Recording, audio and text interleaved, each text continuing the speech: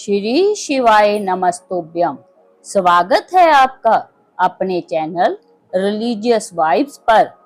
आज की इस वीडियो में हम श्रवण करेंगे श्रावण मास महात्म्य का 16वां अध्याय शीतला सप्तमी व्रत।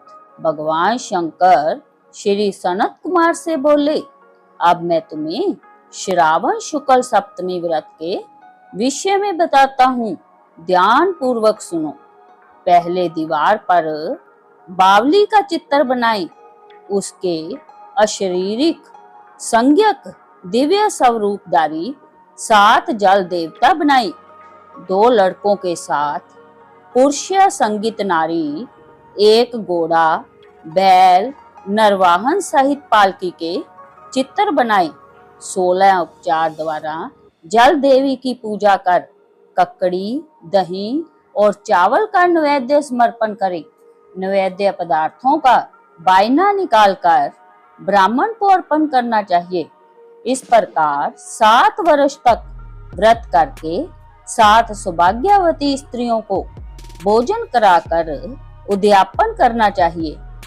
एक सोने के पात्र में 7 जल देवताओं की प्रतिमाएं रखकर पहले दिन अपने पुत्र के साथ उन प्रतिमाओं का पूजन करना चाहिए। दूसरे दिन ग्रह होम सहित चरु होम करना चाहिए। अब तुम इस व्रत के फल के बारे में सुनो। महाराष्ट्र प्रदेश में शोभन नाम का एक नगर था। उसमें एक धार्मिक विचारों वाला धनी व्यक्ति रहता था। उसने निर्जन वन में एक बावड़ी बनवाई। बावड़ी में उतरने के लिए उसने मूल्यवान पत्थरों की सीढ़ियां बनवाई, परंतु उस बावड़ी में एक बूंद भी पानी नहीं आया। धनी ने दुखी होकर सोचा, मेरा परिश्रम व धन दोनों ही बेकार हो गए। वह इन विचारों में ग्रस्त रात को वही बावड़ी के पास सो गया। रात को उसे स्वप्न आया कि यदि तुम अपने पुत्र की बलि दो तो तुम्हारी बनवाई बावड़ी जल से भर जाएगी। सुबह होने पर वह धनिक अपने घर आया और अपने पुत्र द्रविड़ से रात के स्वप्न के बारे में बताया। उसने पिता की बात सुनकर कहा, पिताश्री, आप मेरे जन्मदाता हैं। इस प्रकार आप अपने पुत्रों के भी जन्मदाता हुए। यह तो एक धार्मिक कार्य है। आपके शीतांशु और चंदाशु 2 पुत्र हैं। आप बिना हिचक अपने बड़े पुत्र शीतांशु की बलि दे दे, परंतु यह बात आप स्त्रियों से गुप्त रखें। इसका कारण यह है कि मेरी पत्नी गर्भवती है। प्रसव का समय निकट होने के कारण वह अपने मायके जाने वाली है। उसके साथ आपका छोटा पुत्र चंडांशु भी जाएगा। उसके मायके जाने के बाद यह काम निर्विघ्न समाप्त हो जाएगा। धनिक अपने पुत्र के ऐसे विचार सुनकर बोला, तुम धन्य हो। इसी बीच उसकी पत्नी सुशीला को उसके मायके से बुलावा आ गया। वह मायके जाने की तैयारियां करने लगी। द्रविड़ सुशीला से बोला, शीतांशु यही मेरे पास रहेगा और चंडांशु तुम्हारे साथ चला जाएगा। सुशीला ने अपने पति की बात मान ली। सुशीला के जाने के बाद पिता और पुत्र ने शीतांशु के शरीर में तेल मलकर नहलाया और मूल्यवान कपड़ों तथा आभूषणों से उसे सज्जित किया। वरुण नक्षत्र पूर्व आषाढ़ के आ जाने पर दोनों ने उसे बावड़ी के किनारे पर ले जाकर खड़ा कर दिया और प्रार्थना करने लगे, इस लड़के की बलि से जल देवता प्रसन्न हो। लड़के की बलि देते ही बावड़ी अमृत तुल्य जल से भर गई। दोनों बाप बेटे बावड़ी को जल से भरा देखकर प्रसन्न हुए, परंतु पुत्र के बलिदान से दुखित मन से घर लौट आए। उधर सुशीला के मायके में तीसरा पुत्र पैदा हुआ।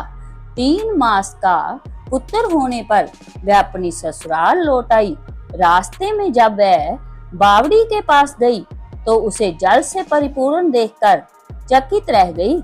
वह उसमें स्नान करके बोली, मेरे ससुर का परिश्रम व धन का खर्च यथा उचित रहा। उस दिन श्रावण शुक्ल सप्तमी तिथि थी। सुशीला ने शीतला का शुभ व्रत करा और वहीं पर दही और चावल मंगवाकर स्वादिष्ट भोजन बनाया। जल देवता की पूजा करके दही, चावल और ककड़ी का नैवेद्य बायना ब्राह्मणों को दे दिया। वहां से सुशीला की ससुराल 4 कोस थी। अब सुशीला दोनों लड़कों के साथ बावड़ी से घर की ओर चल दी। इधर जल देव आपस में कहने लगे, इसका बड़ा पुत्र हमें वापिस लौटा देना चाहिए, क्योंकि इसने बड़े प्रेम से हमारा व्रत किया है। उन्होंने सुशीला का बड़ा पुत्र जल से बाहर निकाल दिया। माँ को देखकर शीतांशु माँ के पीछे भागता हुआ माँ माँ कहता हुआ आया। सुशीला अपने बड़े लड़के शीतांशु को देखकर चकित रह गई। उसने उसे अपनी गोद में बैठाकर उसका सिर चूमा। वह अपने मन में सोचने लगी कि यदि इसे जहाँ से पकड़कर चोर ले जाते तो क्या होता, क्योंकि इसने बहुमूल्य आभूषण पहन रखे हैं। यदि इसको घर से भूत पिशाच पकड़ कर लाए होते तो वे इसे अब क्यों छोड़ते। घर के संबंधी चिंता के सागर में गोते लगा रहे होंगे। परंतु उसने शीतांशु से पूछा कि तुम यहाँ अकेले क्या कर रहे थे। इधर सुशीला के आने का समाचार पाकर पिता पुत्र सोचने लगे कि सुशीला जब अपने बेटे के बारे में पूछेगी तो हम क्या कहेंगे। इसी बीच तीनों बालकों के सहित सुशीला अपने घर पहुंच गई। ससुर और पति बड़े पुत्र शीतांशु को देखकर बड़े अचंभे में पड़ गए तथा इसके साथ ही प्रसन्न होकर सुशीला से पूछा, हे सुभद्रे, तुमने किस पुण्य या व्रत को किया था। निश्चय ही तुम कोई पवित्र आत्मा हो। इस शीतांशु को मरे हुए 2 महीने बीत चुके हैं, फिर तुमने इसे कहां से प्राप्त किया है। जाते समय तुम अपने साथ एक लड़का ले गई थी और आते समय 3 पुत्रों को लेकर आई हो। यह बड़े आश्चर्य की बात है। तुमने हमारे वंश का उद्धार किया है। मैं तुम्हारी कैसे और किस प्रकार स्तुति करूं। इस प्रकार उसके ससुर ने उसकी प्रशंसा की और पति ने उसे प्यार भरी नजरों से देखा। सास ने भी उसकी प्रशंसा की। सुशीला ने प्रसन्न होकर कहा, यह सब अच्छे मार्ग पर चलने का फल है। सनत कुमार, तुमसे मैंने शीतला सप्तमी का व्रत एवं उसकी कहानी सुनाई है। इस व्रत में दही, चावल, ठंडा जल, ककड़ी, फल, बावड़ी जल और शीतला माता को देवता कहे गए हैं।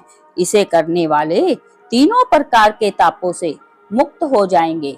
इसलिए श्रावण शुक्ल सप्तमी का यथार्थ नाम शीतला सप्तमी हुआ। इस प्रकार स्कंद पुराण के अंतर्गत ईश्वर कुमार और सनत कुमार संवाद में 16वां अध्याय समाप्त हुआ। उम्मीद है आज की कथा आपको पसंद आई होगी। कथा पसंद आए तो वीडियो को लाइक करें, शेयर करें। मिलते हैं अगली वीडियो में। तब तक के लिए हर हर महादेव।